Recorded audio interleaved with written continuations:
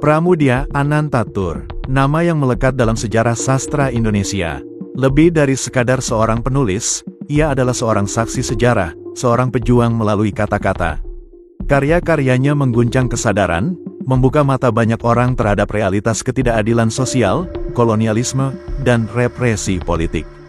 Namun, di balik kejayaan karyanya, ia juga mengalami penderitaan, dianggap berbahaya, diasingkan, dan dipenjara selama bertahun-tahun.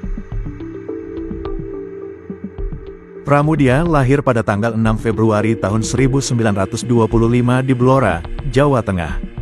Ia tumbuh dalam keluarga yang cukup terdidik, yang turut membentuk pemikirannya tentang nasionalisme dan perjuangan rakyat.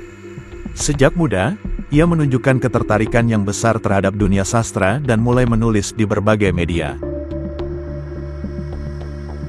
Pada tahun 1947, ia menerbitkan buku pertamanya, Kranji dan Bekasi Jatuh, sebuah kumpulan cerita pendek yang menggambarkan perjuangan rakyat Indonesia dalam mempertahankan kemerdekaan dari serangan Belanda.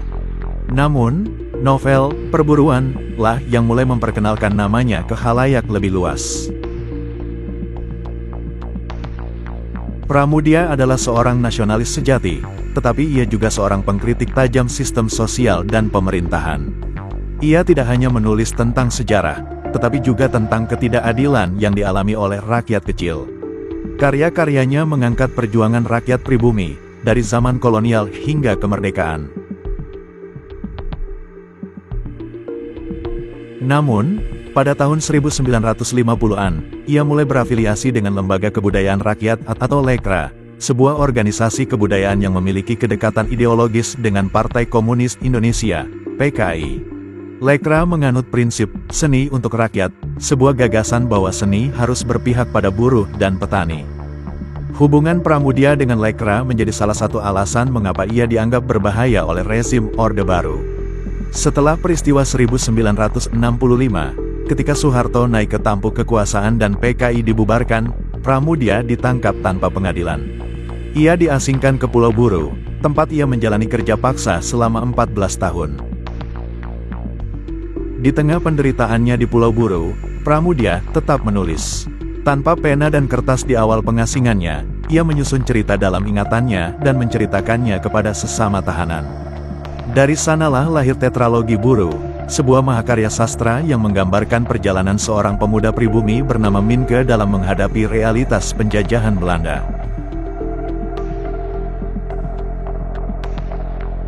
Tetralogi Buru bukan hanya tentang sejarah, tetapi juga tentang perjuangan intelektual pribumi dalam menentang ketidakadilan. Novel-novel ini kemudian menjadi salah satu karya sastra Indonesia yang paling dihargai di dunia internasional.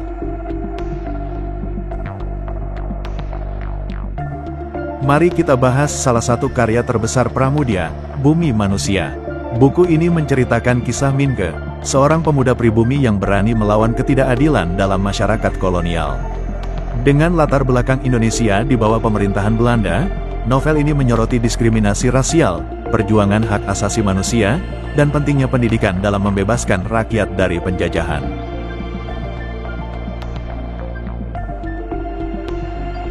Salah satu aspek paling menarik dari Bumi Manusia adalah bagaimana Pramoedya menampilkan realitas sosial melalui sudut pandang seorang intelektual pribumi.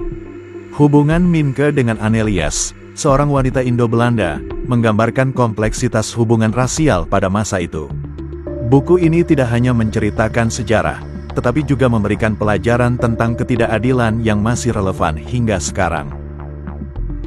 Meskipun pemerintah Orde Baru melarang karya-karyanya, buku-buku Pramoedya tetap beredar secara ilegal dan diterjemahkan ke berbagai bahasa. Ia menerima berbagai penghargaan internasional, termasuk Ramon Magsaysay Award for Journalism, Literatur, and Creative Communication Arts pada tahun 1995. Namun, meski diakui dunia, ia tetap mengalami pembungkaman di negerinya sendiri. Namun, tidak semua karya Pramoedya diterima dengan tangan terbuka. Beberapa bukunya dianggap kontroversial, terutama karena pandangannya terhadap sejarah dan kritiknya terhadap kekuasaan. Salah satu contoh adalah Hoa Kiau di Indonesia, buku yang membahas diskriminasi terhadap etnis Tionghoa di Indonesia. Buku ini langsung dilarang setelah terbit pada tahun 1960 karena dianggap berseberangan dengan kebijakan pemerintah saat itu. Pramoedya meninggal pada tanggal 30 April tahun 2006. Ia pergi dengan meninggalkan warisan yang tak ternilai, karya-karya yang terus menginspirasi, menggugah, dan menjadi saksi sejarah perjalanan bangsa ini. Orang boleh pandai setinggi langit, tapi selama ia tidak menulis, ia akan hilang di dalam masyarakat dan dari sejarah. Pramoedya Anantatur. Hingga hari ini, Pramoedya tetap menjadi ikon kebebasan berpikir dan berekspresi. Karya-karyanya terus dibaca dan dipelajari. Sejarah telah mencatat namanya, tetapi apakah kita sudah cukup menghargai perjuangannya?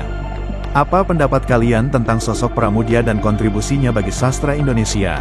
Tinggalkan komentar di bawah ini.